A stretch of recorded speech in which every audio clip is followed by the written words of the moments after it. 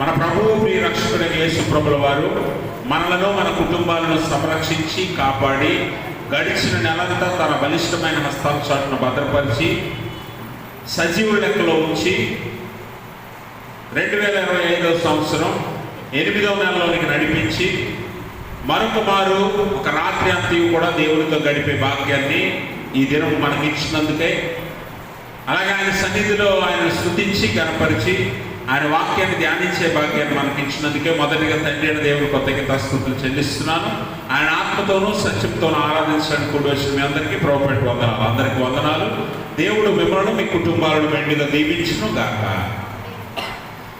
ఆమేన్. ఈ దినముగా ఏర్పాటు చేయబడిన లేఖన భాగాలను మనం చదవగా విన్నాం. యెహెజ్కేలు గ్రంథము 18వ అధ్యాయము 29 నుంచి 32 వరకు ఉన్న లేఖన భాగాన్ని మనం చదివాము. ఈ లేఖన భాగంలో దేవుడు యెహెజ్కేలు ప్రవక్త ద్వారా ఇశ్రాయేలీయులకు కొన్ని హెచ్చరికలను తెలియజేస్తూ ఉన్నాడు. ఎందు నిమిత్తము తెలియజేస్తున్నాడు అని ఆలోచన చేస్తే వాస్తవానికి ఇశ్రాయేలీయులతో దేవుడు మొదటి నుంచి నడుస్తూ ఉన్నాడు కదా. ఇశ్రాయేలీయుల్ని మొదటి నుంచి దేవుడే నడిపిస్తూ ఉన్నాడు. ఆయనను ఆరాధించేవారిగా, ఆయనను ఎరిగిన వారిగా ఉన్న ఇశ్రాయేలీయులు ఆయనతో నడిచి అనేక సందర్భాల్లో వారి జీవితాల్లో ఎదురైన ఆటుపోట్లు కానివ్వండి, శ్రమలు కానివ్వండి, యుద్ధాలు కానివ్వండి, లేకపోతే చెరసాలకు పోవటం కానివ్వండి, ఇలాంటి అన్ని సందర్భాల్లో కూడా దేవుడు వారిని ఎన్నడూ విడవలేదు. వారితో నడిచాడు, వారిని నడిపించాడు. చెరసాల నుంచి కూడా వారిని చెర నుంచి కూడా రప్పించాడు. వారి జీవితాల్లో ఎన్నో అద్భుతాలు చేశాడు. అయితే ఇన్ని చేసిన దేవుని గురించి ఇశ్రాయేలీయులు ఏమని మాట్లాడుతున్నారంటే 29వ వచనంలో మనం చూసినట్లయితే, అయితే ఇశ్రాయేలీయులు యెహోవా మార్గము న్యాయము కాదని చెప్పుచున్నారు. ఇశ్రాయేలీయులారా, నా మార్గము న్యాయమే గాని మీ మార్గము న్యాయము కాదు. కాబట్టి ఇశ్రాయేలీయులారా, ఎవని ప్రవర్తనను బట్టి వానిని శిక్ష విధింతును. మనస్సు తిప్పుకొని మీ అక్రమములు మీకు శిక్షా కారణములు కాకుండానట్లు వాటినన్నిటినీ విడిచిపెట్టుము.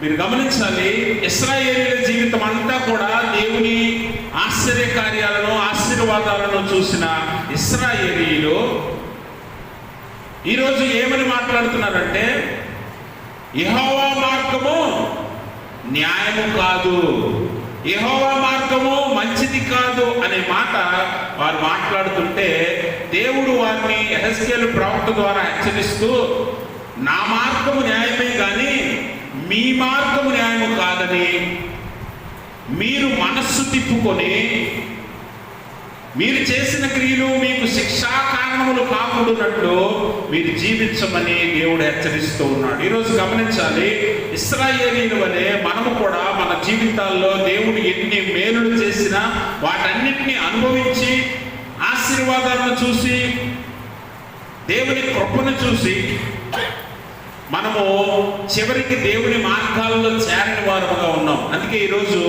దేవుని లేఖనము నుంచి మనము నేర్చుకోవలసిన అంశం ఏంటంటే ఆత్మానుసారమైన మనస్సు. ఏ మనస్సు? ఆత్మానుసారమైన మనస్సు. అంటే ఈ లోకంలో 2 రకాల మనస్సులు ఉన్నాయని మనం అర్థం చేసుకోవాలి. ఒకటి ఆత్మానుసారమైనది, 2 లోకానుసారమైనది లేదా శరీరానుసారమైనది. మీరు గమనించండి, రోమాపత్రిక 8వ అధ్యాయంలో కూడా అపోస్తలుడైన పౌలు ఈ మాటల గురించి తెలియజేస్తూ అంటాడు. మనస్సును గురించి మాట్లాడుతూ అంటాడు, ఆత్మానుసారమైన మనస్సు జీవమును సమాధానమునై ఉన్నది. అయితే చదవండి 8:6 చదవండి. ఆత్మానుసారమైన మనస్సు జీవమును సమాధానమును ఏలయనగా శరీరానుసారమైన మనస్సు గమనించాలి. అంటే మనుషులు రెండు రకాల మనస్తత్వాలు కలిగిన వారుగా ఉంటారని అపోస్తలుడు పౌలు చెప్తూ ఉన్నాడు. అంటే ఒకటి ఆత్మానుసారమైన మనస్సు, రెండు శరీరానుసారం అనగా లోకానుసారమైన మనస్సు. ఈరోజు మనస్సును గురించి లేదా మనస్సు ఎలా ఉంటే దేవుడు మనల్ని అంగీకరిస్తాడు, లేకపోతే లోకానుసారమైన మనస్సు వల్ల నష్టమేంటి? మనస్సు అన్నా హృదయం అన్నా ఇంచుమించు ఒకటై ఉన్నది. కాబట్టి మన మనస్సు లేదా మన హృదయాల్లో ఉండే ఆలోచనలు బట్టి మనం ఏ రకమైన మనస్సు కలిగి ఉన్నాం, ఏ రకమైన హృదయం కలిగి ఉన్నాం అనేది దేవుని వాక్యము మనకి తెలియజేస్తూ ఉంది. కాబట్టి ఈరోజైతే ఇశ్రాయేలీయులతో పాటు మనందరినీ కూడా దేవుని వాక్యము హెచ్చరిస్తుంది. ఏంటి అని అంటే, మీరు మనస్సు తిప్పుకొని ఏం చేయాలంట?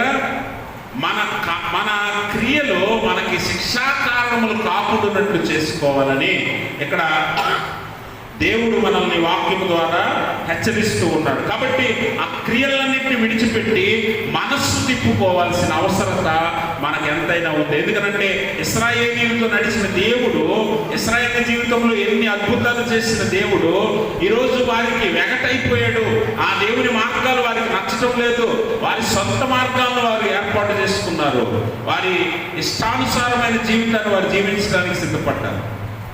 కనుక ఆత్మానుసారమైన మనస్సే చివరికి మేలు కలిగేది అనే విషయాన్ని మనం జ్ఞాపకం చేసుకోవాలి. ఎందుకంటే లోకంలో మన ఎదుట ఎన్నో మార్గాలు ఉంచబడ్డాయి. లోకంలో చాలా రకాల మార్గాలు ఉన్నాయి. ఆ మార్గాలన్నింటిలో కూడా మరి చివరికి గమ్యము అనేది దొరకదనే విషయాన్ని కూడా లేఖనం తెలియజేస్తూ ఉంది. కాబట్టి మేలు కలిగే మార్గం ఒకటే, అది యెహోవా మార్గమని, దేవుని మార్గమని బైబిల్ గ్రంథములో చాలా స్పష్టంగా తెలియచేయబడి ఉంది. కాబట్టి మనము వెళ్ళే మార్గము చాలా చాలా ప్రాముఖ్యమైనది. మనం ఏ మార్గమును ప్రయాణం చేస్తున్నాం అంటే, ఈ విశ్వాస జీవితం ప్రారంభించి మనం ఏ మార్గంలో వెళ్తున్నాం అనేది చాలా ప్రత్యేకమైనది. మనం ఏ మార్గంలో వెళ్తున్నాం అనేది పరీక్ష చేసుకోవడం చాలా అవసరము అనే విషయాన్ని ఇక్కడ మనము జ్ఞాపకం చేసుకోవాలి. కాబట్టి మన జీవితాల్లో మరి విశ్వాసిగా మనము చేరటము, బాప్తిజం తీసుకోవటము ఎక్కడితో అయిపోయిందిలే, నేను క్రైస్తవుడు అయిపోయాను, దేవుడు నన్ను రక్షిస్తాడు, నా ప్రార్థనలు అంగీకరిస్తాడు, నేను ఏది కోరుకున్నా జరిగిస్తాడు అని అనుకోవటం పొరపాటు అనే విషయాన్ని మనం గమనించాలి. వాస్తవానికి మనం ఇంకా సరైన మార్గంలో ఉన్నామా, దేవుడు కోరుకుంటున్న మార్గంలో ఉన్నామా, అందులోనే ప్రయాణం చేస్తున్నామా అన్నది మనము పరీక్ష చేసుకోవాలి. కాబట్టి మన హృదయాలు, మన ఆలోచనలు, మన తలాంతులు ఎలా ఉన్నాయో దాన్ని బట్టి మనం వెళుతున్న మార్గాన్ని నిర్ణయిస్తాడు దేవుడు. అందుకనే మన హృదయ స్థితిని కూడా జ్ఞాపకం చేసుకోవాలి. దేవుని వాక్యం అంటుంది, దుష్ట హృదయం మీలో ఉందేమో ఒకసారి చెక్ చేసుకోండి అని అంటున్నాడు. చూడండి ఒకసారి హెబ్రీ పత్రిక 3వ అధ్యాయము 12వ వచనాన్ని ఒకసారి చదువుదాం. హెబ్రీ పత్రిక 3వ అధ్యాయం 12వ వచనం. సహోదరులారా, అమ్మా, జీవము గల దేవుని విడిచిపోవునట్టి విశ్వాసము లేని దుష్ట హృదయం మీలో ఎవరిదైనా ఉండునేమో అని జాగ్రత్తగా చూసుకోండి. అంటే మీరు గమనించాలి, సంఘములో ఉంటూ లేదా దేవునిలో చేర్చబడి దేవుని పిల్లలుగా ఉంటూ కూడా చాలా మంది ఏం చేస్తారంటే, జీవము గల దేవుని విడిచిపోవునట్టి దుష్ట హృదయము మీలో ఎవరికైనా ఉందేమో జాగ్రత్తగా చూసుకోండి. ఇశ్రాయేలీయులు ఇంతకాలం దేవునితో నడిచారు, దేవుడు ఇచ్చిన ఆశీర్వాదాల రుచి చూశారు, దేవుడు చేసిన అద్భుతాలు చూశారు, దేవునికి సాక్షులై ఉన్నారు. అరణ్య ప్రయాణంలో దేవుడు వీరి కొరకే కదా మన్నాను కురిపించాడు, అరణ్య ప్రయాణంలో వీరి కొరకే కదా బండ నుంచి నీళ్లు ఇచ్చాడు, అరణ్య ప్రయాణంలో వీరి కొరకే కదా మరి ఎర్ర సముద్రాన్ని 2 పాయలుగా చేశాడు, వీరి కొరకే కదా ఐగుప్తు మీద 10 తెగుళ్ళు రప్పించాడు. వీటన్నిటికీ ప్రత్యక్ష సాక్షులు ఎవరు?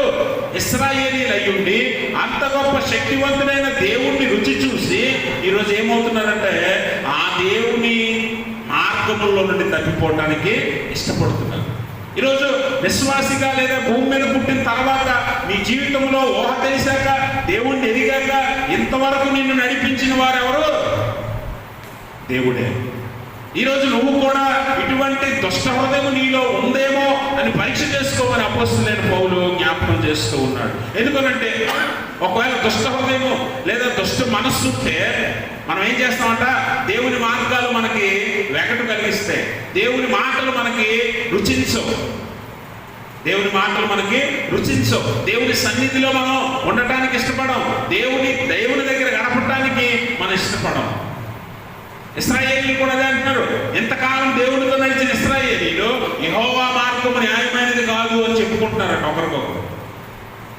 అంటే ఎంతగా దిగజారిపోయారో చూడండి, ఎంతగా పడిపోయారో చూడండి. ఆత్మీయ జీవితంలో ఎంతకాలం ప్రయాణం చేశారు, దేవుడు ఏంటో తెలుసుకున్నారు, దేవుడు ఎలాంటి వాడో, ఎన్ని అద్భుతాలు చేయగలడో అన్నీ గమనించారు, చూశారు, అనుభవించారు.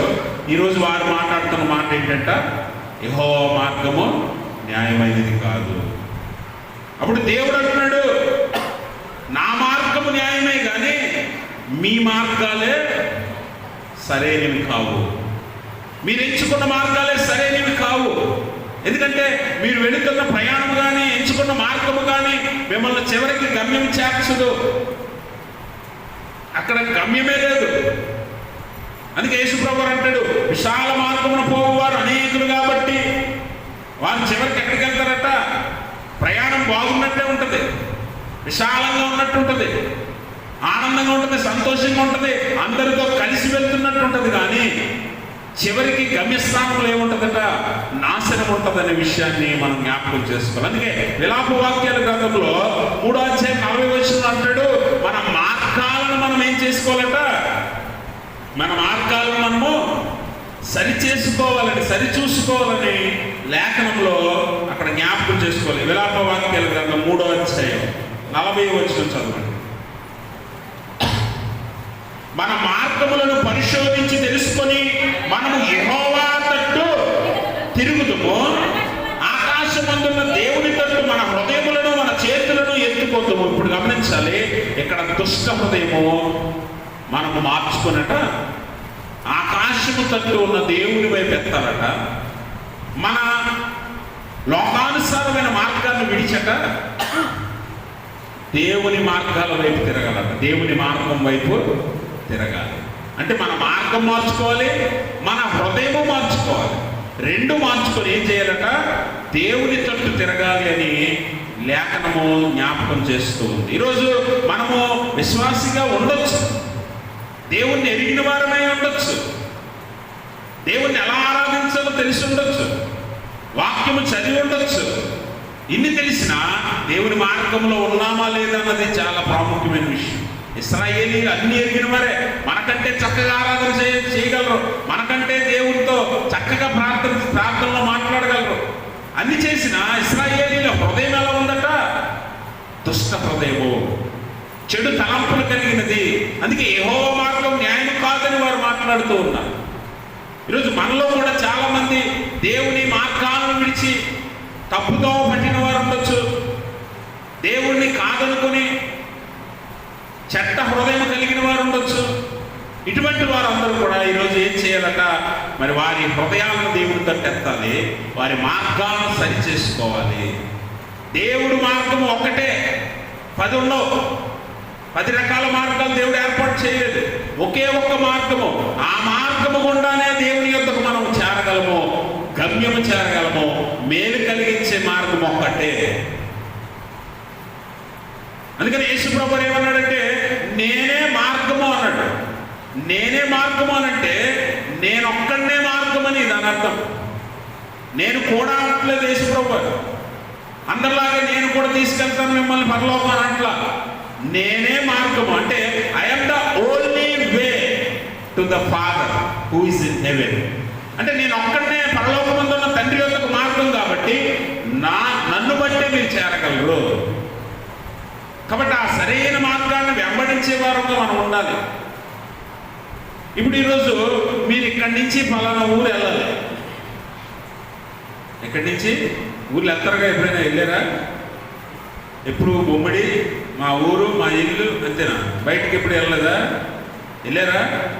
దేవునికి స్తోత్రం, వెళ్ళారు కదా. మీరు ఒక ఊరు వెళ్ళాలి, ఎక్కడికి? మీరు రాజమండ్రి వెళ్ళాలనుకుందాం, కంగారుగా లేట్ అయిపోయిందని బయలుదేరి అక్కడ నిలబడ్డారు సెంటర్లో. ఏదో ఒక బస్సు వచ్చింది, బస్సు చూడకుండా ఎక్కేశారు. ఆ బస్సు ఎటు వెళ్తుంది? రాజమండ్రి అనుకున్నారు మీరు, అది ఏలూరు వెళ్ళిపోతుంది. ఏం చేస్తారు? ఏలూరు అయితే రాజమండ్రి అయితే వెళ్ళిపోతారా? చెప్పాలి, దేవునికి స్తోత్రం. వెళ్తారా? ఏం చేస్తారు మరి? ఎక్కడ దిగుతారు? ఏలూరులో దిగుతారా? ఎక్కడ దిగుతారు? ఈ బస్సు రాజమండ్రి వెళ్ళట్లేదని ఎప్పుడు మీకు తెలిసిందో అప్పుడే దిగిపోవాలి, అవునా? దిగపోతే ఏమవుతుంది?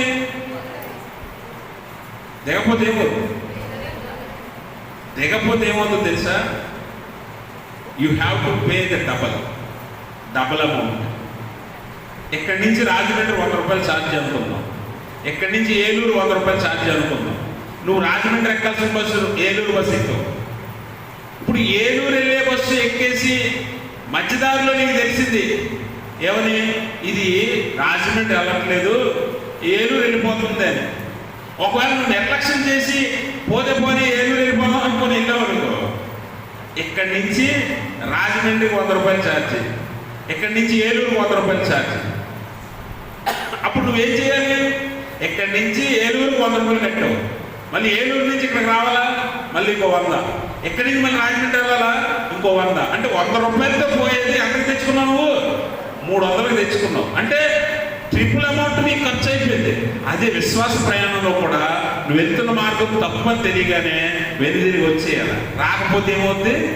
3 ఇంతలు, అది 10 ఇంతలు అవ్వచ్చు, ఇంకా ఎక్కువ అవ్వచ్చు. విశ్వాస జీవితంలో ముందుకెళ్ళిపోయి వెనక్కి రాలేము. ప్రయాణంలో మామూలుగా ఊర్లు ప్రయాణం చేసేటప్పుడు వెనక్కి రాగలవేమో, కానీ విశ్వాస ప్రయాణంలో ముందుకెళ్ళిపోయి మళ్ళీ వెనక్కి రాలేవు. ఎందుకంటే నీకు వెనక్కి వచ్చి మళ్ళీ దిద్దుకునే అవకాశం లేదు. అందుకే దేవుడిస్తున్న అవకాశాన్ని వినియోగించుకొని మన మనస్సు తిప్పుకోమంటున్నాడు. అందుకే ఇశ్రాయేలీయుల దేవుడు. ఈరోజు విశ్వాసులైన మనల్ని కూడా దేవుడు అంటున్నాడు, ఒకవేళ నన్ను విడిచి నా మార్గాలు విడిచి నువ్వు తప్పు మార్గంలో ఉన్నావా, నీకు తెలిసిన వెంటనే మనస్సు తిప్పుకొని నా తట్టు తిరిగి నీ హృదయం నా తట్టు ఎత్తుకుని నీ క్రియలు, చెడ్డ క్రియలైనటువంటి పాత క్రియలను, పాప క్రియలను విడిచిపెడితే నేను మరలా నా మార్గంలో నిన్ను చేర్చుకుంటాను. ఇప్పుడు మీ వయసులు మీకు తెలుసు కదా, మీ వయసులు మీకు తెలుసు. మీ వయసు అంతా మీకు తెలుసా? ఎవరైనా అడగాల?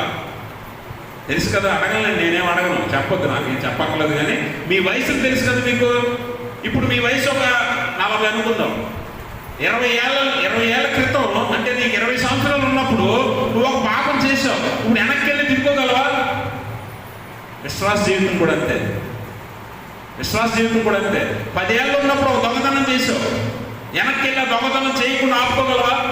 దిద్దుకోగలవా? కార్యాన్ని దిద్దలేవు. విశ్వాస ప్రయాణం కూడా అంతే. వెళ్ళిపోతుంటే, వయసు అయిపోతుంటే, కాలం తరిగిపోతుంటే ముందుకే వెళ్ళాలి తప్ప వెనక్కి వెళ్ళడానికి, వెనక్కి రావడానికి ఇంకా అవకాశం లేదు. కానీ దేవుడు నీకు అవకాశం ఇస్తున్నాడు. నువ్వు ఎక్కడున్నావో అక్కడే నీ మనసు తిప్పుకో, నువ్వు ఎక్కడున్నావో అక్కడే నీ హృదయాన్ని దేవుడి తట్టెత్తు. ఇప్పటికైనా తెలుసుకో, యెహోవా మార్గం ఒక్కటే నీకు మేలు కలిగించేది. లోకంలో చాలా మార్గాల్లో నిన్ను అపవాది పడాయిస్తుంటాడు. కొన్నిసార్లు నీకు తెలియకుండా నీ చుట్టూ పరిస్థితులను అలా ప్రభావితం చేసి నువ్వు కూడా అందరిలాగా పడిపోయేలా చేస్తాడు. ఆ మార్గం మంచిదని నమ్మేలా చేస్తాడు, ఆ మార్గంలో ప్రయాణించేలా చేస్తాడు. అంత అయిపోయాక నష్టపోయిన తర్వాత మనకు తెలుస్తుంది, నేను తప్పు ప్రయాణం చేశాను, లేకపోతే తప్పు పని చేశాను, తప్పు నిర్ణయం తీసుకున్నాను. కొన్ని పరిస్థితులు బట్టి నువ్వు నిర్ణయాలు తీసుకునేలా చేస్తాడు అపవాది. కొన్ని కారణాలు బట్టి నువ్వు తప్పు పనులు చేసేలాగా చేస్తాడు అపవాది. అందుకనే చాలా జాగ్రత్తగా దేవుని మార్గాలలో మనం ఉన్నామా లేదని ఎప్పటికప్పుడు పరీక్ష చేసుకొని మనం ముందుకు వెళ్ళవలసిన అవసరత చాలా ఉంది. ఎందుకంటే మనము క్రైస్తవం అయిపోతే సరిపోదు, క్రీస్తుని అంగీకరిస్తే సరిపోదు, బాప్టిజం తీసేసుకుంటే సరిపోదు, సంఘంలో సభ్యత్వం ఉంటే సరిపోదు, సంఘానికి మానవులు వస్తే సరిపోదు. మనం ఏ మార్గంలో ప్రయాణం చేస్తున్నామో, ముందుకు వెళ్తున్నామా లేదా మనం తప్పుదోవలో వెళ్ళిపోతున్నామా అన్నది మనం చాలా జాగ్రత్తగా పరిశీలన చేసుకోవాలి. అందుకనే దేవుడి వాక్యంలో మనం గమనించినట్లయితే సామెతల గ్రంథం 4వ అధ్యాయం 14వ వచనాన్ని ఒకసారి చదువుదాం. భక్తిహీనుల త్రోవను చేరకము. అమ్మా, దుష్టుల మార్గమున నడవకము. తప్పించుకొని తిరగాలట. ఏం చేయాలి? దుష్టుల మార్గము. ఈరోజు లోకంలో అపవాది తంత్రములు నీ చుట్టూ పనిచేస్తూ ఉంటాయి. నిన్ను కావాలని అపవాది ఆ మార్గాల్లో నడిపించడానికి ఎన్నో తంత్రాలు నీ మీద ఉపయోగిస్తూ ఉంటాడు. కాబట్టి అనేక మంది నమ్మారని, అనేక మంది వెంబడిస్తున్నారని నువ్వు ఆ మార్గంలోనికి వెళ్ళకూడదని ఇక్కడ లేఖనంలో తెలియజేస్తున్నాడు. అందుకని భక్తిహీనుల మార్గంలో చేరకుండా తప్పించుకొని తిరగాలి. ఎందుకంటే ఆ మార్గము నీకు అందంగా కనిపించవచ్చు, అందరితో కలిసి వెళ్తున్నట్టు ఉండొచ్చు, సంతోషంగా ఉండొచ్చు, కానీ చివరికి అది ఎక్కడ తీసుకెళ్తుందట? చివరికి అది నాశనానికి నడుపుతుంది. మొదటి కీర్తన 6వ వచనంలో చివరి మాటలో అంటాడు కదా, దుష్టుల మార్గము నాశనమునకు నడిపిస్తుంది. అందుకనే భక్తిహీనులు, అపహాసకులు, పాపులు వీరి మార్గాల్లో మీరు చేరకుండా ఉండాలంటే మీరు ఒక మార్గం ఎంచుకొని ఉండాలా. అవునా? మీరు ఒక మార్గం ఆల్రెడీ ఎంచుకొని ఉండాలి. ఆ మార్గము దేవుని మార్గమై ఉండాలి. అదొక్కటే నీకు మేలు కలిగేలా చేస్తుంది. నీకు చివరికి గమ్యస్థానాన్ని చేరుస్తుంది. ఆ గమ్యస్థానం చేరటానికే కదా ఈ ప్రయాసంతా. ఇశ్రాయేలీయులు కనాను ప్రయాణం మొదలుపెట్టింది దేనికి? ఐగుప్తు నుంచి బయటకు వచ్చేసి కనాను ప్రయాణానికి వారు సిద్ధపడ్డారు కదా. కనాను వెళ్ళటానికే కదా వారు ప్రయాసపడ్డారు. అందుకే కదా 40 సంవత్సరాలు ప్రయాణం చేశారు. అంటే ఇంచుమించు ఒక జీవితకాలం ప్రయాణం చేశారు. ఎందుకు ప్రయాణం చేశారు? ఐగుప్తులో నుంచి, రాష్ట్రంలో నుంచి తప్పించబడాలంటే వారు బయటకు వచ్చేసి ఏదో ఒక దేశంలో, ఏదో ఒక అరణ్యంలో నివాసాలు ఏర్పాటు చేసుకొని జీవించవచ్చు. కానీ దేవుడు వారిని ఎక్కడ తీసుకెళ్తున్నాడు? పాలు తేనెలు ప్రవహించు దేశానికి. అంటే వాస్తవానికి ఇశ్రాయేలీయుల ప్రయాణము విశ్వాసులుగా మనందరి పరలోక ప్రయాణానికి సాదృశ్యం. మనం క్రైస్తవులైపోయి దేవుణ్ణి అంగీకరించి మన పాపాల నుండి బయటకు వచ్చేస్తే సరిపోదట. మన ప్రయాణం ఎక్కడ దాకా? పరలోకం దాకా, పరలోకం వరకు వెళ్ళాలి. ఈ మార్గ ప్రయాణం అంతట్లో ఎన్నో పాపాల్లో పడిపోయే అవకాశం ఉంది. అపవాది మనల్ని తప్పించే అవకాశం ఉంది. కొన్నిసార్లు తోవ తప్పిపోయే అవకాశం ఉంది. మార్గం విడిచిపోయే అవకాశం ఉంది. దేవునికి వ్యతిరేకంగా మారే అవకాశం ఉంది. దేవుని మీద తిరగబడే అవకాశం ఉంది. ఇశ్రాయేలీయులు అన్ని చేసినవే కదా ఇవన్నీ. ఈ 40 సంవత్సరాల ప్రయాణంలో దేవుని మీద తిరగబడ్డారు, దేవుని మీద సనుక్కున్నారు, దైవజనుడిని దూషించారు, దైవజనుడి మీద తిరగబడ్డారు. అలాగే మాంసం కోసం, ఆహారం కోసం ఏడ్చారు. ఇవన్నీ ఎవరంటే ఈ ప్రయాణంలో మనం ఎదుర్కొనే శ్రమలకు సాదృశ్యం. మనం కూడా చాలాసార్లు తప్పుడు ఆలోచనలతో, తప్పుడు మాటలతో, తప్పుడు క్రియలతో దేవుని మార్గాల నుంచి తప్పిపోతూ ఉంటాం. అందుకనే మనం ఎలాంటి మనస్సు కలిగి ఉండాలంటే ఆత్మానుసారమైన మనస్సు కలిగి ఉండాలి. దేవుని మనస్సు అనగా దేవుడు కోరుకున్నటువంటి మనస్సును మనం కలిగి మన ప్రయాణంలో ముందుకెళ్ళాలి. మన హృదయాన్ని దేవుని తట్టు ఎత్తుకోవాలి. అప్పుడు దేవుడు ఏం చేస్తాడంటే మనకి ఎప్పటికప్పుడు జీవ మార్గాన్ని చూపిస్తూ ఉంటాడు. చదువుకున్న ఉత్తర ప్రత్యుత్తర భాగంలో 27వ సంకీర్తనలో దావీదు భక్తుడు దేవునికి మొరపెడుతూ ఉన్నాడు. ఏమనంటే 11వ వచనం చదవండి.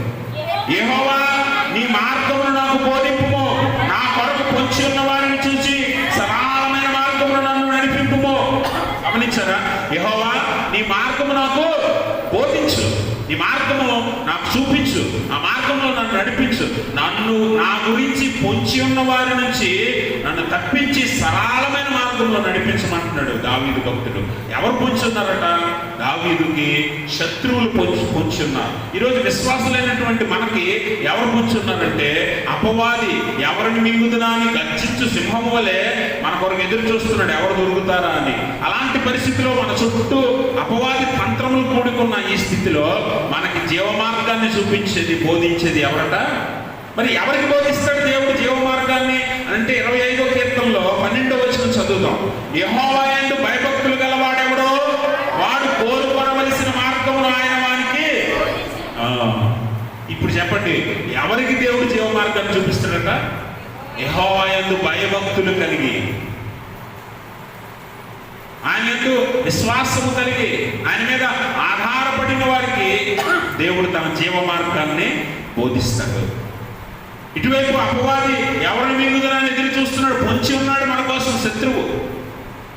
వాడికి చిక్కకుండా సరళమైన మార్గంలో, జీవ మార్గంలో మనం వెళ్ళాలంటే దేవుని యందు భయభక్తులు కలిగి ఉండాలి. అలా కలిగి ఉండాలంటే ఆత్మానుసారమైన మనస్సు ఉండాలి. దేవుడంటే నాకు భయం అని చెప్పడం వేరు, దేవుని యందు భయభక్తులు కలిగి ఉండటం వేరు.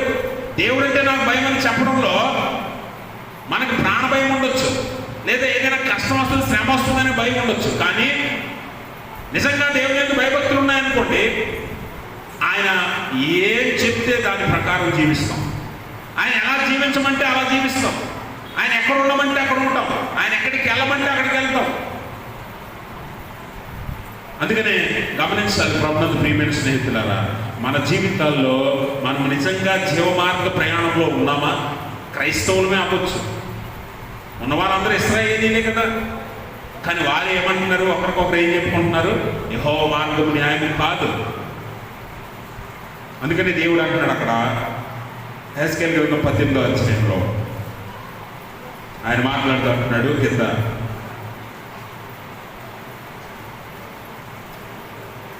31వ వచనం చూడండి.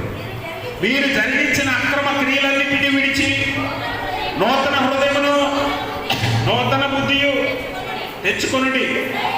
ఇశ్రాయేలీయులారా, మీరెందుకు మరణం నొందుదురు?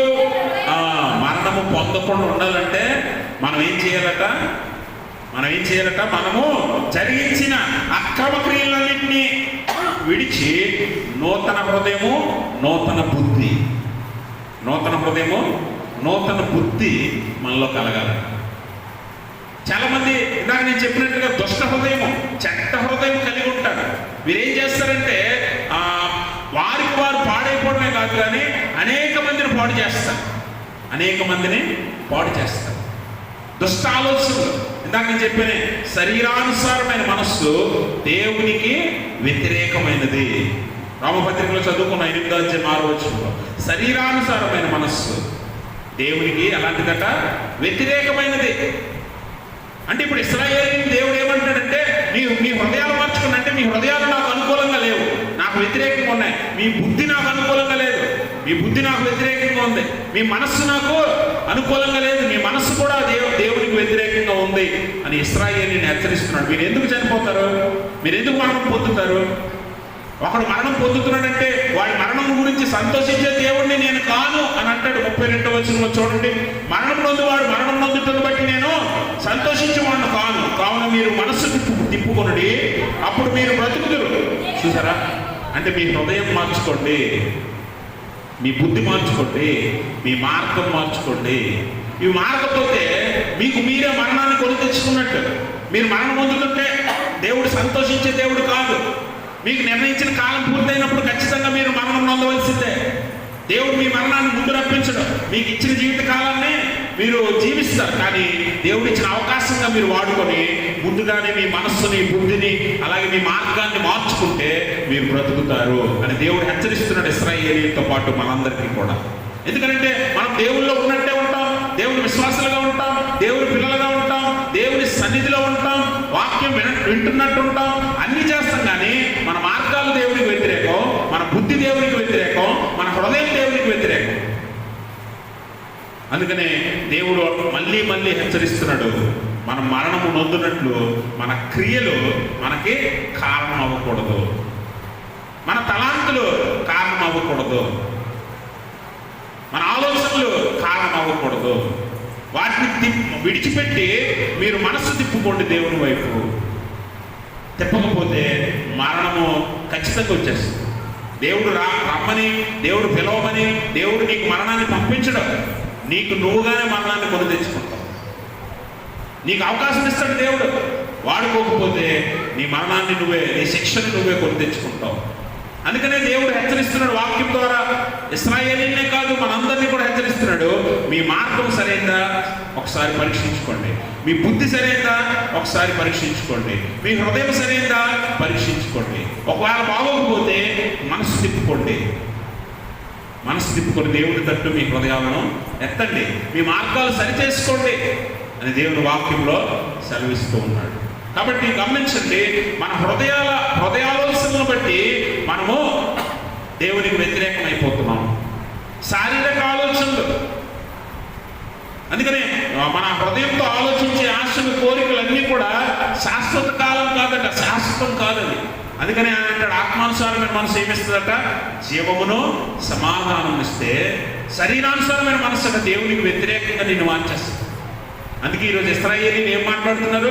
ఆ దేవుని కృపను బట్టి, ఆ దేవుని ఆశీర్వాదాన్ని బట్టి, ఆ దేవుని శక్తిని బట్టి ఐగుప్తులో నుంచి, బబులోనులో నుంచి, చెరల్లో నుంచి వారు తప్పించబడ్డా కూడా ఈరోజు ఇశ్రాయేలీయులు ఏం మాట్లాడుతున్నారంటే, యెహోవా మార్గం న్యాయమైంది కాదు, న్యాయమైంది కాదు. మొన్నొకసారి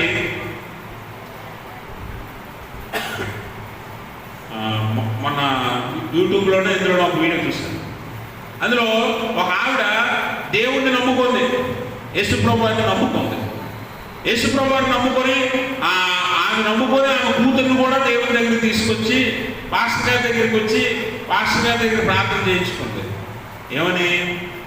మా అమ్మాయికి కొడుకు పుట్టాలి అని ప్రార్థన చేయించుకుంది. పాస్టర్ గారేమో ఫలానా అమ్మాయికి కొడుకే పుట్టాలని ప్రార్థన చేశాడు. కాన్పు వచ్చింది, కాన్పులో ఆడపిల్ల పుట్టింది. ఆడపిల్ల పుడితే ఆవిడ, ఆమె కూతురు దేవుణ్ణి వదిలేసి వెళ్ళిపోయారు. మళ్ళీ మామూలుగా మారిపోయారు. పాత వారు ఏ మతం నన్ను వెంబడించేవారో ఆ మతంలోకి వెళ్ళిపోయారు. ఒక ఆవిడ అడిగితే, మీరు క్రైస్తవులుగా మారారు కదా, మళ్ళీ ఇక్కడికి ఎందుకు వచ్చారు అని అడిగితే, ఆ దేవుడిని నమ్ముకొని వెళ్ళి కొడుకు పుడతాడని నమ్ముకొని వెళ్ళాం, పుట్టలేదు, అది వెనక్కి వచ్చాం. మీ దుష్ట హృదయం, దుష్ట ఆలోచన, మీ స్వార్థపూరితమైన ఆలోచన బట్టి దేవుణ్ణి మీరు అవమానపరచకూడదు, దేవుని నామాన్ని వ్యర్థపరచకూడదు. మీరు దేవుని చిత్తం. అందుకని దేవుని వాక్యం ఉంటుంది, గర్భఫలం యెహోవా ఇచ్చు, ఆయన ఏది ఇస్తే తీసుకోవాలి. బహుమానం నాకు ఇదొద్దు అది కావాలని అడుగుతారా? బహుమానం పెళ్ళిళ్ళకి, పుట్టినరోజులకి ఎవరో మనల్ని ఇష్టపడే వాళ్ళు బహుమానాలు తెస్తారు. వాళ్ళు ఏది ఇస్తే తీసుకుంటాం, అవునా? అవునా కాదా? అంతేగాని మా అలా కాదు, ఇదొద్దు అది కావాలి ఇది కావాలని అడగటానికి నీకు రైట్ లేదు. కాబట్టి దేవుడిచ్చి బహుమానాన్ని అంగీకరించాలి. అంటే దేవుణ్ణి కూడా మనము మన దుష్ట హృదయంతో మనం అవమానపరుస్తున్నాం చాలాసార్లు. మన దుష్ట హృదయంతో మన పొరుగు వారిని, మన చుట్టుపక్కల వారిని కూడా కొన్నిసార్లు మోసం చేస్తాం మనం కదా. మన హృదయంలో దుష్ట ఆలోచనలు, తలాంతులు ఉన్నంత కాలము దేవునికి మనము అనుకూలమైన జీవితాన్ని జీవించలేము. ఒక కప్ప, ఒక ఎలక, ఇద్దరు ఫ్రెండ్స్ అంట. కప్ప, ఎలక ఉన్నారు. ఎక్కడ పెట్టున్నారా? దేవునికి స్తోత్రం. ఈ రెండు మంచి స్నేహితులు అంట. కప్ప ఎక్కడ ఉంటుంది? నీటిలో ఉంటుంది. ఎలక ఎక్కడ ఉంటుంది? నేల మీద ఉంటుంది. కానీ ఈ రెండు కలుసుకుంటున్నాయట. రోజు ఒక చెట్టు కింద ఎక్కడో చెరువు గట్టును కలుసుకొని మాట్లాడుకుంటున్నాయి, కలిసి తింటున్నాయి, మంచి చెడు చెప్పుకొని వెళ్ళిపోతున్నాయి. రోజు అదే పని జరుగుతుందట. ఒకరోజు కప్పకు ఒక దురాలోచన వచ్చిందట. కప్పకు దురాలోచన ఏంటంటే, ఈ ఎలక చక్కగా ఉంది, ఈ ఎలకని ఎలాగైనా చంపి తినేద్దాం అనుకుందట కప్ప. ఈ ఎలకని చంపి తినేద్దాం అనుకుందట కప్ప. దుష్టాలోచన, మంచి ఆలోచన కాదు అది కదా. అయితే కప్ప వచ్చి ఒకరోజు ఎలకని అడిగింది, ఎలక మన ఇద్దరు మంచి స్నేహితులం కదా, ఒకరోజు మా ఇంటికి రావచ్చు కదా అని అంటే, అప్పుడు ఎలకన్నదంట, నాకు ఈతడం రాదు, నీటిలో దిగి నేను చచ్చిపోతాను అని అంటే, అప్పుడు కప్ప అన్నదంట, దుష్టాలోచన కదా, కుట్ర. కప్ప అన్నదంట, నువ్వెందుకు ఈదను, తాడేసి నా నడుకు నిన్ను కట్టుకుంటాను, నా మీద కూర్చో, నేను ఈదుకుంటే వెళ్తాను అన్నదాన్ని. సరే అని ఎలక ఒప్పుకోదు. పాపం అమాయకమైంది కదా, ఒప్పుకోద్ది. తాడేసుకుని ఎలక కప్ప నడుముకి కట్టుకుంది. కప్ప ఈదుతుంది, పైనేమో ఎలక కూర్చుంది. మధ్యలోకి వెళ్ళిన తర్వాత మరి ఎలక ఎక్కడికి పారిపోలేదు కదా. అప్పుడు తన ఆలోచనని కార్యరూపం దాలుస్తుంది ఎవరో? కప్ప. ఇప్పుడు నేను నీటిలో మునిగితే ఎలక కూడా ములుగుతుంది కదా, అవునా? నడుముకి కట్టేసుకుంటే ఏం చేస్తున్నారు పాపం? ఎలక తప్పించుకోలేదు కదా. నేను ఇప్పుడు నీటిలో మునిగితే ఈ ఎలక కూడా నీటిలో మునుగుతుంది, ఊపిరి ఆడదు. నేనైతే ఈత కొట్టగలను, అది ఈత కొట్టలేదు. కాబట్టి నేను మునిగితే అది కొంతసేపటికి చచ్చిపోద్ది, అప్పుడేమో నేను తినొచ్చు అనుకుంది. అప్పుడు ఏం చేసిందంటే కప్ప నీటిలో మునుగుతుంది, పైకి లేస్తుంది, మునుగుతుంది, లేస్తుంది. ఎలకకి ఊపిరాడట్లేదు, ఊపిరాడకి కేకలేస్తుంది ఎలక. చాలాసేపు అలాగ అయిన తర్వాత ఇంకా కొన ఊపిరితో ఉంది ఎలక. ఉన్నప్పుడు పైనుంచి ఒక గద్దెత్తు ఎలకను చూసింది. పైనుంచి ఒక గద్దెత్తు ఎలకను చూసి ఒక్కసారి కిందకు వచ్చి ఎలకని గట్టిగా పట్టుకొని పైకి లేపింది. ఎలకతో పాటు ఏమొచ్చింది? అర్థమైంది మీకు? అంటే ఇప్పుడు దుష్టాలోచన కలిగి ఉండి దురాలోచనతో ఒకని ప్రాణం తీయడానికి ప్రయత్నం చేసిన ఈ కప్పలాంటి హృదయాలు చాలా మందికి ఉంటాయి. దాంతో పాటు ఎలకతో పాటు దాని ప్రాణం కూడా పోగొట్టుకోవాల్సి వచ్చిందా లేదా? ఇలాంటి హృదయాలు దేవునికి వ్యతిరేకం. ఈరోజు మనం చాలామంది జీవితాలను పాడు చేయడానికి ప్రయత్నం చేస్తాం, అవతల వాడిని పడగొట్టడానికి ప్రయత్నం చేస్తాం, అవతల వాడి మీద బురద చల్లడానికి ప్రయత్నం చేస్తాం. ఇవన్నీ కూడా మంచి హృదయ ఆలోచనలు కావు. నువ్వు విశ్వాసిగా ఉన్నప్పుడు, దేవుని మార్గంలో చేరినప్పుడు, దేవుని తట్టు తిరిగినప్పుడు నీ ఆలోచన, నీ హృదయము స్థితి ఇలా ఉండకూడదు, ఇలా ఉండకూడదు. దేవుడు ఎలా ఉండమంటున్నాడో అలా ఉండాలి. అందుకనే మీ హృదయాలు దేవుని తట్టు ఎత్తుకొని, మీ చేతులు దేవుని తట్టెత్తి, మీ మార్గాలు సరిచేసుకొని దేవుని అడగాలి. దేవుని యందు భయభక్తులు కలిగి ఉండాలి. కాబట్టి గమనించండి, ఆత్మానుసారమైన మనస్సు జీవాన్ని ఇస్తుంది, బ్రతికిస్తుంది, జీవ మార్గంలో నడిపిస్తుంది. అయితే ఆత్మానుసారమైన మనసు కలిగి ఉండాలంటే దేవుని వాక్యంలో 3 ప్రాముఖ్యమైన విషయాలు మనం జ్ఞాపకం చేసుకోవాలి. మొట్టమొదటిది ఏంటో తెలుసా? ఆత్మానుసారమైన విషయం, ఆత్మానుసారమైన మనస్సు కలిగి ఉండాలంటే మొట్టమొదటిగా విశ్వాసిగా నువ్వు నీ జీవితం అంతా కూడా దేవుని మీద దృష్టి పెట్టాలి. దేని మీద? దేవుని మీద మాత్రమే దృష్టి పెట్టాలి, ఇంకా దేని మీద పెట్టకూడదు. దేవుని మీద మాత్రమే ఆధారపడాలి. అలా ఆధారపడటమే ఆత్మానుసారమైన మనస్సు. ఆయన మీద ఆధారపడి ఆయన మీద దృష్టి ఉంచుకొని మనం ముందుకెళ్ళటమే ఆత్మానుసారమైన మనస్సు. బైబిల్ గ్రంథంలో చాలా మంది భక్తులు దేవుని మీద దృష్టి పెట్టి ముందుకెళ్ళిన వారే. అబ్రహామును మనం చూస్తాం. అబ్రహాము ఎవరి మీద దృష్టి పెట్టాడు? దేవుని మీద, లోకం మీద కాదు. అందుకనే ఆయన దేవుని మీద దృష్టి పెట్టాడు కనుక తన స్వదేశాన్ని, స్వజనాన్ని, సొంత ఇంటిని, తండ్రి ఇంటి వారందరినీ వదిలేసి రమ్మంటే కూడా ఏం చేశాడు? వదిలేసి రాగలిగాడు అబ్రహాం. ఎవరి మీద దృష్టి పెట్టి? దేవుని మీద దృష్టి పెట్టి. ఈరోజు మనము ఏదైనా దేవుని కోసం వదులుకోవాల్సి వస్తే వదులుకోగలుగుతావా? పోగొట్టుకోవాల్సి వస్తే పోగొట్టుకోగలుగుతామా? అంటే మన దృష్టి దేని మీద ఉంటుందట? లోకానుసారమైన దృష్టి. అందుకే మీరు గమనించాలి, అబ్రహాము లోతుని ఇద్దరిని దేవుడు నడిపిస్తున్నాడు. అబ్రహాము దేవుని మీద దృష్టి పెట్టాడు, లోతు లోకం మీద పెట్టాడు. అందుకే లోతు స్థలాలు పంపిణీలో లోతును ఎక్కడుంటావు అని అడిగాడు అబ్రహాము. లోతు కన్నులెత్తి పైకి చూసాడు. చూడగానే సొదొమ గొమొర్రా పట్టణాలు చూడ చక్కగా కనిపిస్తున్నాయి. అబ్బా, ఈ స్థలం ఎంత బాగుందో, ఇది నా సొంతమైతే ఇక్కడ నేను నివాసం చేస్తే నాకు ఆనందము, సంతోషం అనుకున్నాడు. దేని మీద దృష్టి పెట్టాడు? లోకం మీద దృష్టి పెట్టాడు. అబ్రహాం దేని మీద దృష్టి పెట్టాడు? దేవుని మీద. అందుకనే దేవుడు ఎక్కడికి నడిపిస్తే అక్కడికి వెళ్ళిపోతున్నాడు. అలాగా అబ్రహాం. మీరు గమనించారా? సొదొమ గొమొర్రా పట్టణాలు పైకి కనిపించేంత మంచివి కాదు, పైకి కనిపించేంత అందమైనవి కాదు. అక్కడికి వెళ్తే కానీ లోతుకి అర్థం కాలేదు. ఏంటి, ఇక్కడున్న పాపం ఎక్కడ లేదు. దేవుడే సాక్ష్యం చెప్తున్నాడు, ఎక్కడున్న పాపం ఎక్కడ లేదు. మీరు గమనించారా? ఆ దృష్టి దీని మీద పెట్టాడు కాబట్టి తన భార్యను పోగొట్టుకున్నాడు. ఒకవేళ నిజంగా దేవుని మీద దృష్టి పెట్టి అబ్రహాంతో పాటు ముందుకెళ్ళిపోతే తన భార్యను పోగొట్టుకునేవాడా? లోతు భార్య కూడా లోకం వైపు చూసింది, లోకం మీద దృష్టి పెట్టింది, దేవుని మీద పెట్టలేకపోయింది. అందుకే ప్రాణం పోగొట్టుకోవాల్సి వచ్చింది. అంటే మీరు గమనించాలి, అబ్రహాములాగా దేవుని మీద దృష్టి పెట్టి దేవుని మీద ఆధారపడి మన జీవితాలు ముందుకెళ్ళాలి. అదే సరైన మార్గం. లోకం మీద, మనుషుల మీద, లోకంలో ఉన్న ఆశల మీద, వస్తువుల మీద, ఆస్తుల మీద మన దృష్టి ఉండకూడదు. అది దేవుడు ఇస్తాడు, తీసుకుంటాడు, మళ్ళీ పోతే పోవచ్చు. యోబు అంటాడు కదా, యెహోవా ఇచ్చెను, యెహోవా తీసుకొని పోయాను. ఉంటే ఉండదు, పోతే పోతుంది. నీ అవసరానికి ఉపయోగపడదు, అంతవరకే అది. కాబట్టి దేవుని మీద దృష్టి పెట్టి నువ్వు ముందుకు వెళ్ళాలి. మోషేని చూసారా? మోషే ఎలాంటి వాడు? ఒక గొప్ప పెద్ద నాయకుడు ఇశ్రాయేలీయులకి కదా. మోషే మరి తన దృష్టి అంతా ఎవరి మీద ఉంచాడట? దేవుని మీద మాత్రమే ఉంచాడు. లేకపోతే అంత గొప్ప నాయకుడు అవ్వలేడు, అంతమంది ఇశ్రాయేలీయుల్ని నడిపించలేడు, దేవుని మహిమకరంగా జీవించలేడు.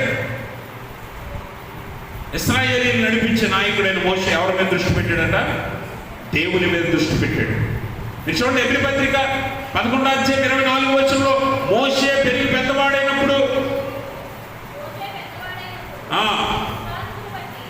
అమ్మా విశ్వాసమును బట్టి ఐగుప్తు ధనము కంటే, అల్పకాల పాపభోగముల కంటే క్రీస్తు నిమిత్తము నింద గొప్ప భాగ్యం ఎంచుకొని, అల్పకాల పాపభోగములు అనుభవించడం కంటే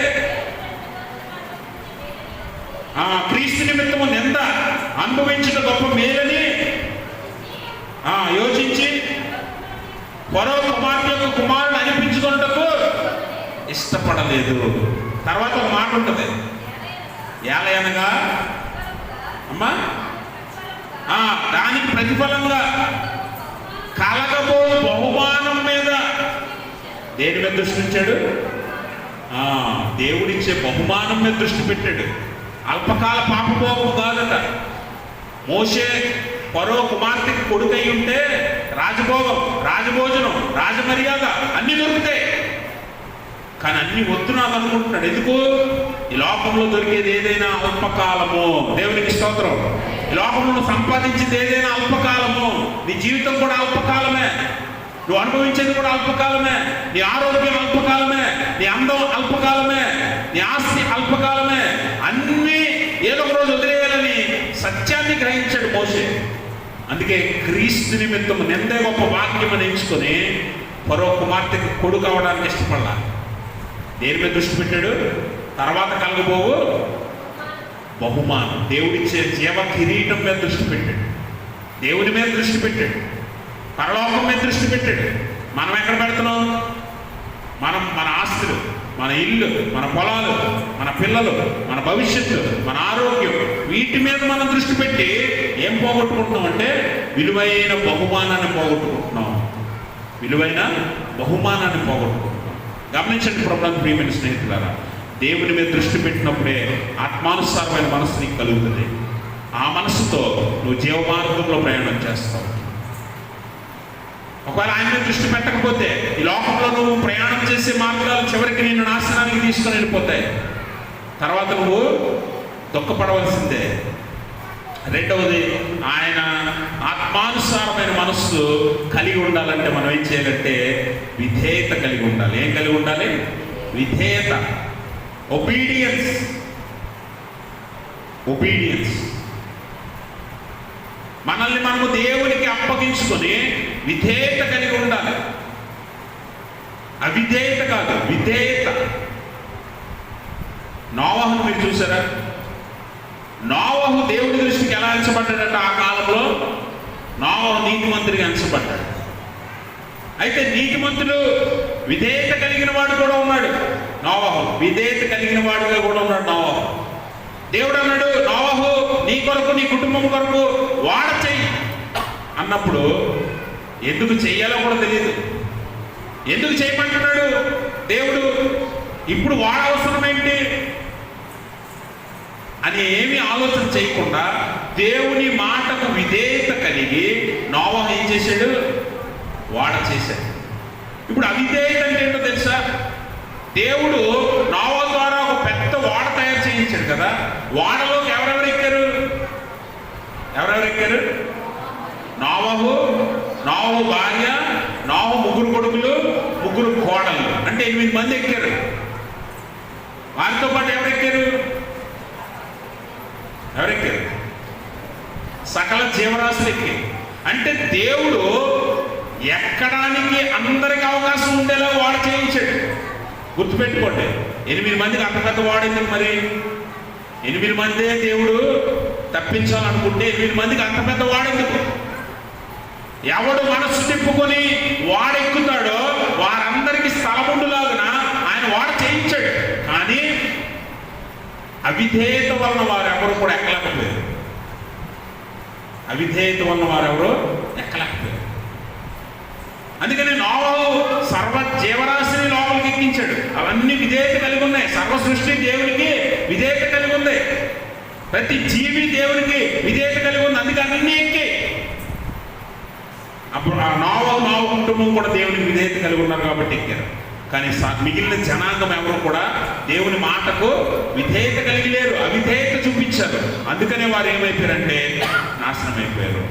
గుర్తుపెట్టుకోండి, దేవుని మాట చొప్పున మనం చెయ్యాలి, అదే విధేయత. దేవుడు ఏం చేయమంటే చెయ్యాలి, అదే విధేయత.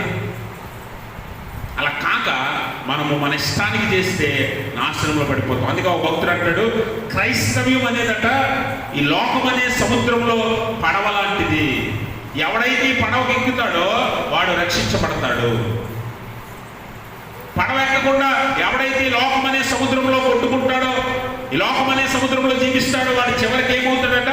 నాశనం అయిపోతాడు, పతనం అయిపోతాడు. అందుకని క్రైస్తవం అనే ఈ వాడ ఎవడైతే ఎక్కుతాడో వాడు రక్షించబడతాడు. అందుకని ఆయన మాట వినాలి, విధేయత. ఆయన ఏం చెప్పినా దానికి విధేయులుగా మనం ఉండాలి. అబ్రహాముని, దావీదుని, మోషేని, లేకపోతే నోవహుని, ఇలా భక్తుల జీవితాలను మనం చూసుకుంటే అందరూ కూడా దేవుని మాట చొప్పునే చేశారు, విధేయత కలిగి ఉన్నారు. ఆ విధేయత మన దగ్గర లేకపోతే మనమే నాశనాన్ని కొని తెచ్చుకుంటాం. నోవహు కాలంలో ప్రజలందరూ ఎందుకు చనిపోయారట? స్థలం లేకో, ఎక్కడానికి వీలు లేకో కాదు, ఎక్కాలనే వారికి ఆలోచన లేదు. ఎక్కాలనే ఆలోచనే లేదు. అంటే దేవుని మాటకు విధేయత చూపలేకపోయారు, దాన్ని బట్టే నాశనం అయిపోయారు. అందుకనే మనకు విధేయత కలిగి దేవుని మాట చొప్పున వెళ్ళాలి. ఒకసారి లేఖనంలో చూద్దాం. 1 సమూయేలు గ్రంథం 15వ అధ్యాయం 22వ వచనాన్ని ఒకసారి చూస్తే,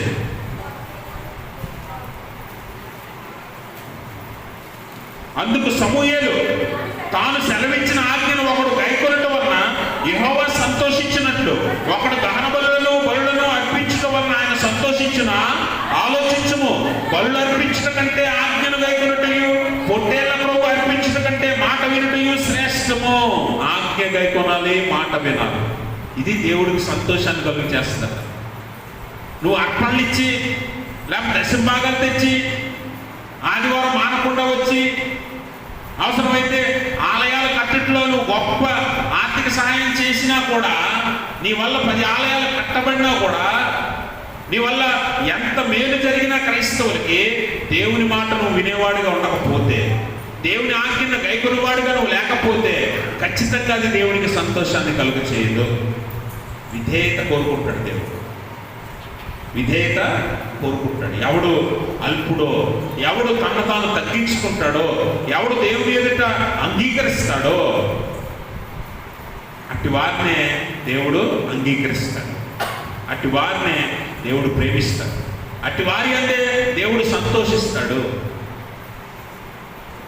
దానికి మంచి ఉదాహరణ, దేవుని మాట చొప్పున జరిగించడానికి మంచి ఉదాహరణ యేసు ప్రభు అని ఉన్నారు మనకి.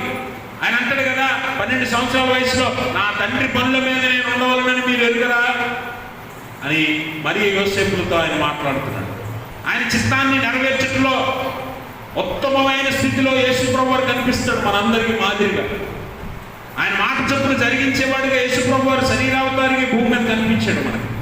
ఈరోజు ఆయన మాటను మనము వినకుండా ఆయన మాటలను విడిచిపెట్టి తృణీకరించి మన ఇష్టాన్ని జరిగిస్తూ అవిధేయులుగా బ్రతుకుతున్నాం. అందుకనే మనం నాశనం అయిపోతాం.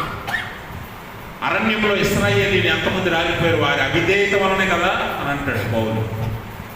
వారు చేసిన పాపం వల్లే కదా వారు రాలిపోయారు, వారి అవిధేయత వల్లనే కదా వారు రాలిపోయారు, వారి తిరుగుబాటు వల్లే కదా వారు రాలిపోయారు.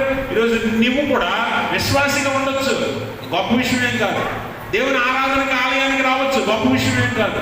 ఆయన మాట చొప్పున నువ్వు చేస్తున్నావా, ఆయన ఆజ్ఞల చొప్పున నువ్వు జీవిస్తున్నావా, అది చూస్తాడు దేవుడు. కాబట్టి గమనించండి, ఆత్మానుసారమైన మనస్సు అంటే మొట్టమొదటిగా ఆయన మీద దృష్టి పెట్టి నీ జీవితం జీవించాలి. రెండోది ఆయన మాటకు, ఆజ్ఞకు విధేయత కలిగి నువ్వు ముందుకు వెళ్ళాలి. అలా వెళ్ళకపోతే ఖచ్చితంగా నువ్వు పాపంలోనో లేకపోతే ప్రమాదంలోనో అపవాది చేతిలోనో పడే అవకాశం ఉంది. అది నిన్ను నాశనానికి నడిపిస్తుందనే విషయాన్ని మనం జ్ఞాపకం చేసుకోవాలి. గమనించండి, దానియేలు మనం చూడొచ్చు. దానియేలు రాజాజ్ఞను కూడా దేవుడు మాట కోసం ధిక్కరించాడు. రాజాజ్ఞను కూడా దేవుని ఆజ్ఞ కొరకు ధిక్కరించాడు. ఎందుకు? దేవుని మాట శ్రేష్టం. దేవుని మాట వినుంటే శ్రేష్టం. ఆయన ఆజ్ఞ గైకొనితే ఆయనకి సంతోషం. అందుకనే ఆయన రక్షణ, కాపుదల దానియేలుకు ఉంది. సింహాల భూమిలో నిలబడి ఎవడైనా ఉండగలరా? ఒక రాత్రి అంతా ఉండగలిగాడు దావీదు. సింహపు నోళ్లను మూయించిన దేవుడు. ఆయన మాట వినేవారికి ఆయన ఎప్పుడు తోడుగానే ఉంటాడు. ఏ కష్టమైన శ్రమ వచ్చినా నీ పక్కనే ఉంటాడు దేవుడు. దేవుడికి స్తోత్రం. ఎప్పుడు నువ్వు మాట వినేవానిగా ఉండాలి. దేవుడి మాట చొప్పున జరిగించేవానిగా, ఆయన ఆజ్ఞలు గైకొనేవానిగా నువ్వు ఉండాలి. అలా ఉన్నప్పుడు నీ పక్షంగా దేవుడు సహాయం అందిస్తాడు. నీ పక్షంగా ఆయన యుద్ధం చేస్తాడు. నీ పక్షంగా ఆయన వ్యాజ్యమాడుతాడు. నువ్వేం మాట్లాడాల్సిన అవసరం లేదు. నీ పక్షంగా ఆయన మనుషులను మార్చేస్తాడు. అందుకని దేవుని వాక్యం అంటది, ఒక్కని ప్రవర్తన యెహోవాకు ప్రీతికరమైనప్పుడు ఆయన వాని శత్రువులను సహా మిత్రులుగా మారుస్తాడు. ఆజ్ఞించింది ఎవరు? రాజే. కానీ రాజు చివరికి ఏమయ్యాడు? ఈ అద్భుతాన్ని చూసి, దేవుడు చేసిన కాపుదలను చూసి దానియేలు బ్రతికొండడం చూసి ఆశ్చర్యపోయి దానియేలు పక్షంగా మారిపోయాడు రాజు. శత్రువులు సహా మిత్రులయ్యే ఆ గొప్ప కార్యాన్ని దేవుడు చేయగలడు నీ పక్షం. ఎప్పుడు నువ్వు మాట వినే విధేయత చూపించాలి. చివరిగా మనలో పరివర్తన రావాలి. మనలో పరివర్తన రావాలి. మనం బయట రాళ్ళు చూస్తాం, కొండరాళ్ళు, బండరాళ్ళు. ఆ రాళ్ళు ఎంతకాలమైనా మారుతాయంటారా? మారుతాయంటారా? పరివర్తన అంటే రూపాంతరం చెందటం, మారటం.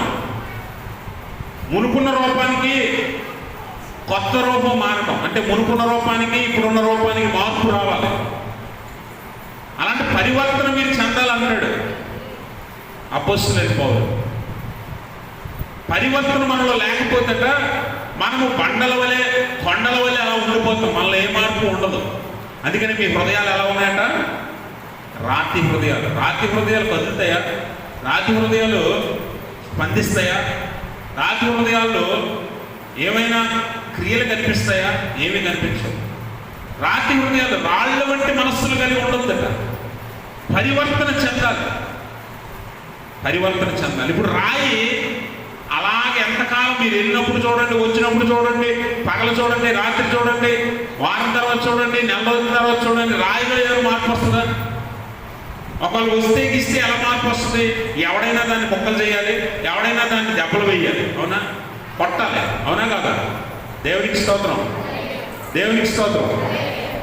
ఇప్పుడు రాతి వంటి హృదయాలు మీలో ఉన్నప్పుడు మీరు పరివర్తన చెందాలంటే ఏం చేయాలంట? వాక్యము చేత మీరు కొట్టబడాలి.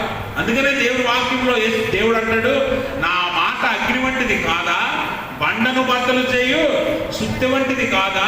నువ్వు మారాలంటే, పరివర్తన చెందాలంటే దేవుని మాటను బట్టి, వాక్యాన్ని బట్టి నువ్వు పరివర్తన చెందాలి.